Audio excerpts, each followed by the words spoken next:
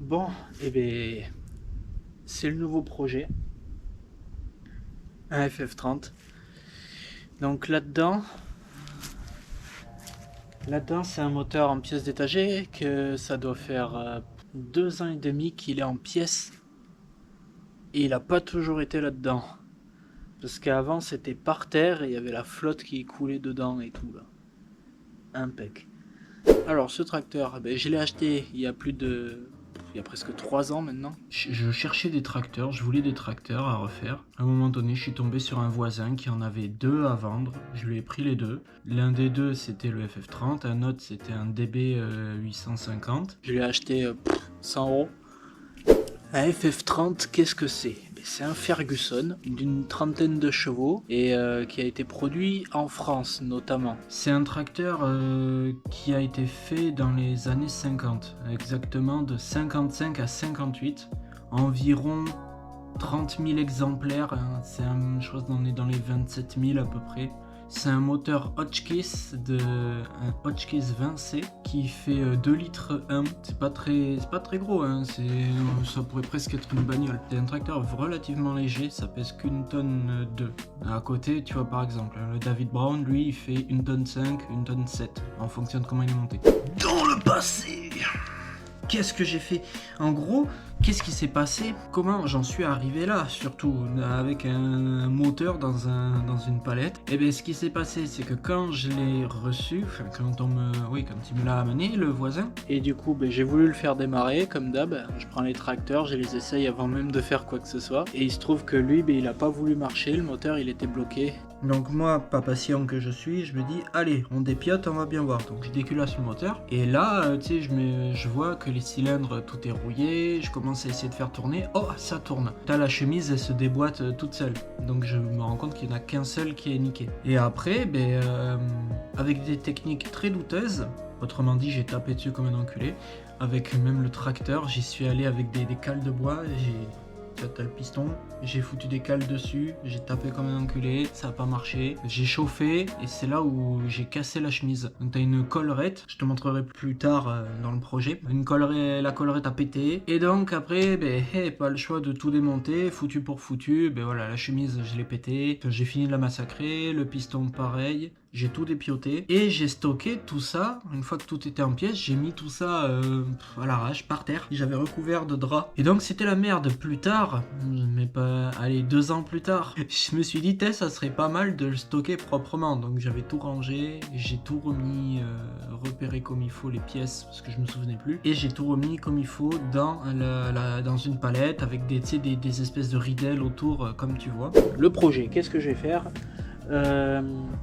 Déjà, dans un premier temps, je refais le moteur. Parce que bon, il est en pièces. J'ai pas pu tester tout le reste du tracteur étant donné que c'est niqué, vu qu'il a pas pu tourner. Dans un deuxième temps, je teste tout ce qu'il y a sur le tracteur. Donc faut que tout marche. Et après, à la fin, je m'attaque à l'esthétique. Donc je ferai une peinture complète. Je ferai la carrosserie, donc tout ce qui est tordu, j'essaierai de redresser un peu. C'est pas une bagnole, hein, mais t'as compris. Et une fois que ça c'est terminé, le projet est terminé bien sûr, je le mettrai en vente et j'essaierai de faire un bénéfice dessus. Voilà. Later. Voilà le boulot qu'il y a à faire. Donc là, bien sûr, tout est en vrac, hein, j'ai rien rangé. Les pistons sont là, le radiateur et compagnie, enfin il y a tout là, tout ce qui est moteur. Le bloc est ici, et je sais pas si tu verras, mais il a l'air bien crade. Tu vois comment il est crade? Donc finalement j'ai bien fait de le défaire parce que bon, imagine j'aurais fait la technique du dégrippant ou du dot 4. Il y en a ils font ça les dégrippe au bout d'un moment, mais tu sais au bout de genre très longtemps. Et mon moteur il serait quand même dégueulasse, tu vois. Donc c'est pas ouf. Là au moins je suis sûr, je l'ouvre, je vois tout bien, tout qui va pas, et je refais proprement. Et là, tu vois, j'ai au moins essayé de faire un truc potable, de ranger quelques vis à leur place. Bon, mais là, je t'avoue, ça va être le bordel. Il y a des trucs, je me souviens même plus comment c'est monté et tout. Ça va être sympa. Ça va être sympathique. Chat. Viens. Viens.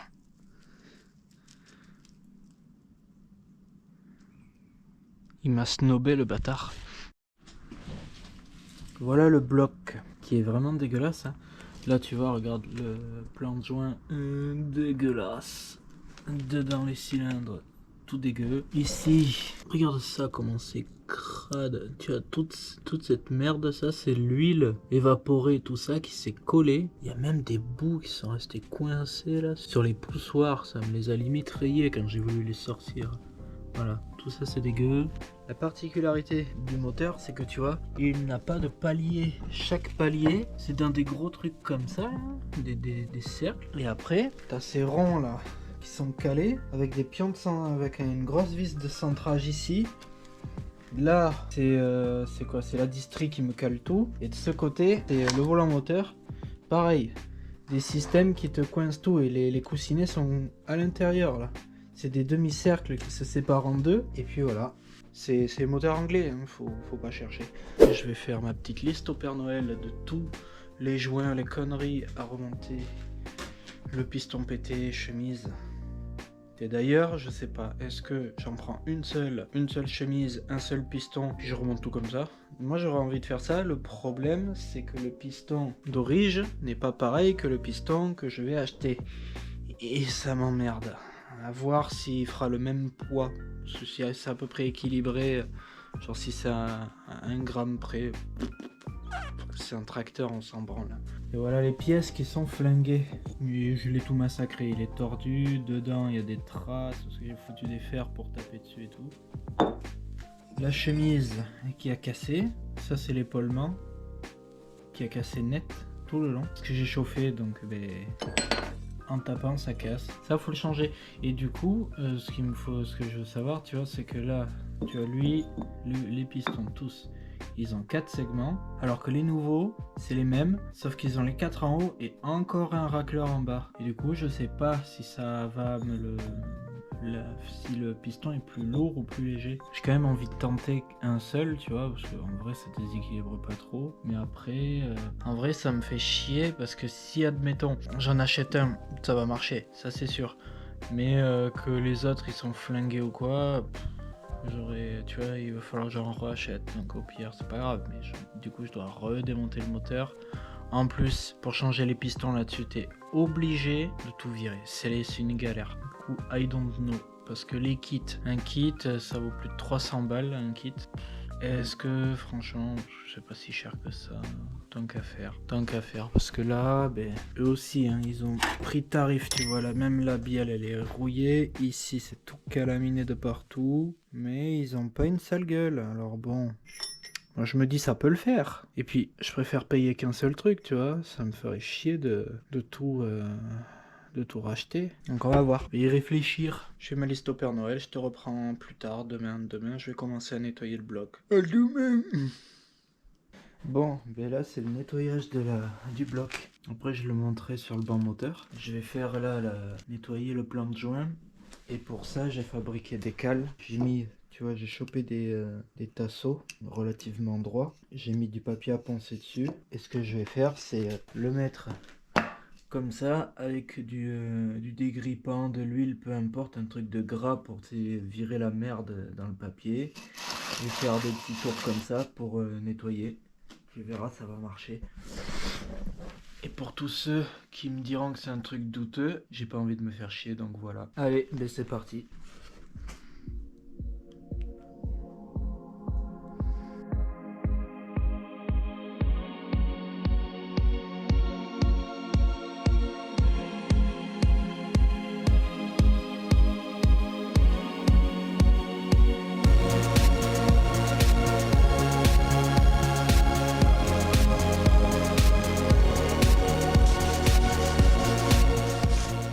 C'est déjà une meilleure gueule qu'au début. Et tu vois, en faisant comme ça, ça va tout rattraper, tout propre.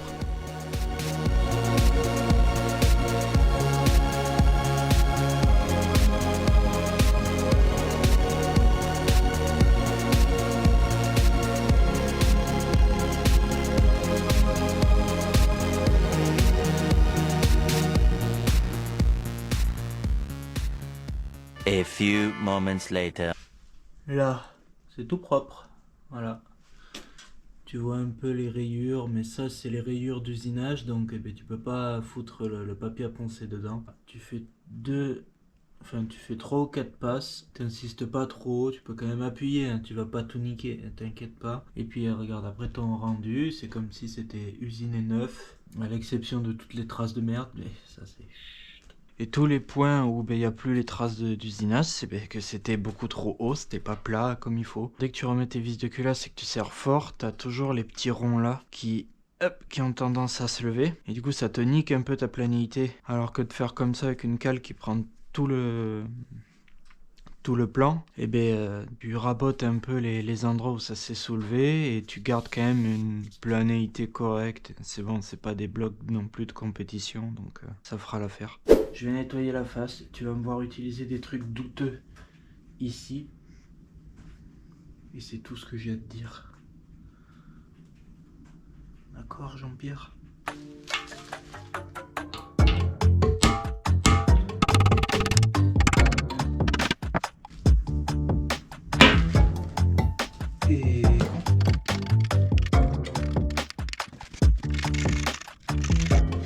Mais ça va, je m'attendais à pire, je croyais que la merde là tiendrait mieux comme de la rouille quoi. En fait c'est juste de la crasse, ça va. Karcher ça s'en ira tout seul.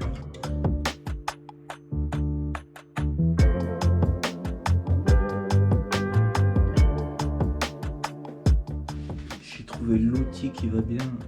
Ça c'est une espèce de raclette avec une lame de cutter dedans. Et pour les joints,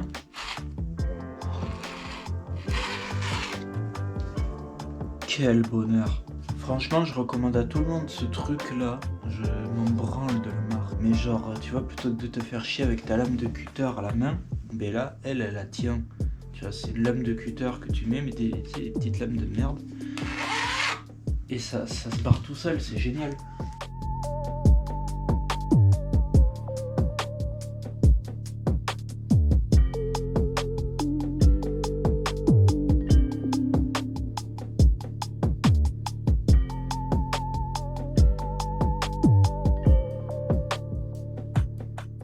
One hour later.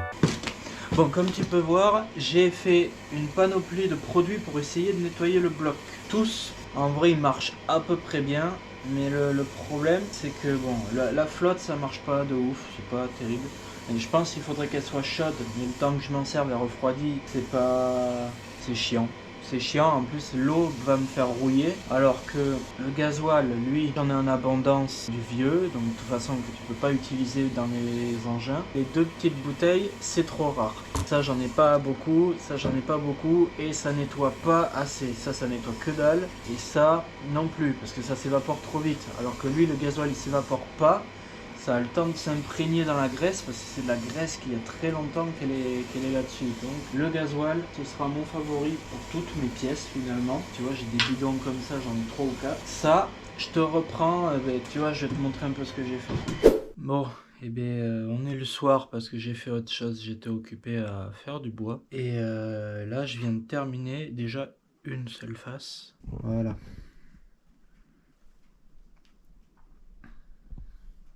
Donc, ce que j'ai utilisé, c'est la technique du gasoil, mais cette fois-ci, je vais m'y prendre autrement. C'est que d'abord, je vais gratter, parce que au final, j'ai utilisé ça et ça pour gratter toute la merde, parce que en fait, ça suffisait pas de passer le coup de pinceau. Tu te doutes bien. Donc, ce que je vais faire, c'est faire ça en première. Comme ça, je passe un petit coup de soufflette. Ensuite, je fais le coup du pinceau au gasoil. À la fin, de toute façon, quand j'aurai fait toutes les faces, je terminerai par un gros coup de Karcher sur l'ensemble du bloc. Et puis, je pourrai enfin le monter sur le banc moteur et passer à la suite. Content?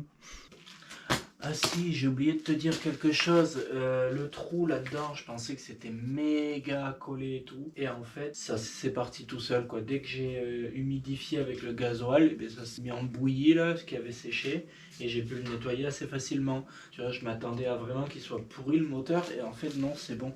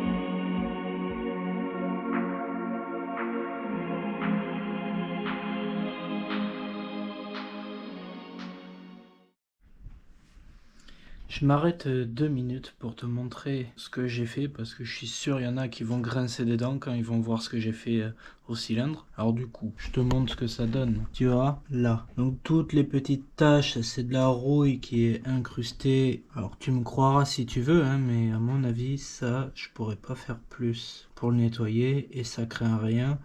Parce qu'on le sent même pas au doigt. Après, deuxièmement, tu vois le petit trait en haut, c'est une marche qu'on arrive à sentir malgré tout. Mais, parce que tous les cylindres, c'est un peu pareil. On la sent, mais bon, voilà, faut vraiment être un cherche-merde pour devoir changer un truc pareil. Les rayures, les taches, ça fera rien. Tu vois, après j'ai fait les rayures circulaires exprès pour que ça fasse pas dégueulasse. Un peu comme quand t'as passé la fameuse brosse. Et celui-là, vu qu'il a pas de chemise, eh bien on s'en bat les couilles de comment c'est poncé comme il faut, du moment que c'est propre et tout. Bon, bien sur ce, on reprend parce que le bloc il est pas fini, il me reste encore 2 faces à faire. Et ça me casse les couilles, ça m'a pris plus d'une journée à faire ce truc. Allez, c'est parti.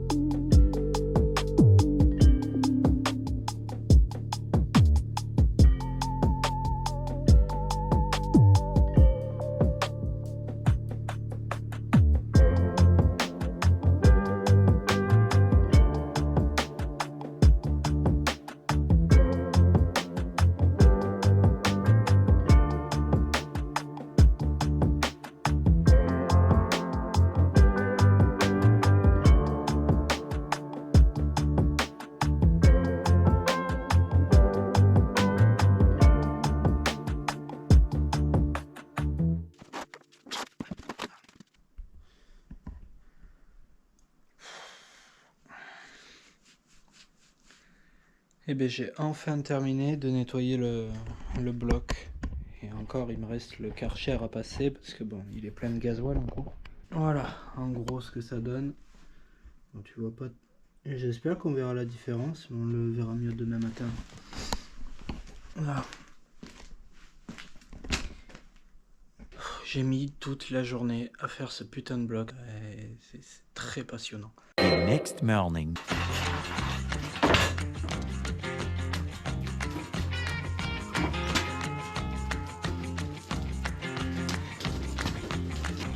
Slow down, mama.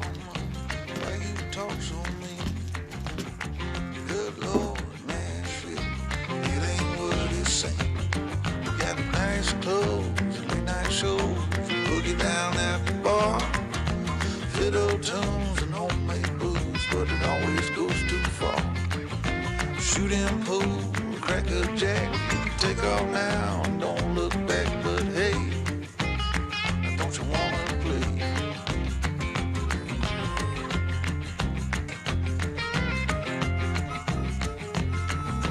Hold on, sugar, why you look so sad? Come on now, mama, ain't nothing here so bad. You got fast cars, movie stars, party on down street with Mary Jane. Et bien voilà, c'est la fin de la vidéo. Fin de la partie 1. La partie 2, elle, sera dans quelques temps, plusieurs mois même. Là, la prochaine vidéo, ça concernera une Peugeot 205.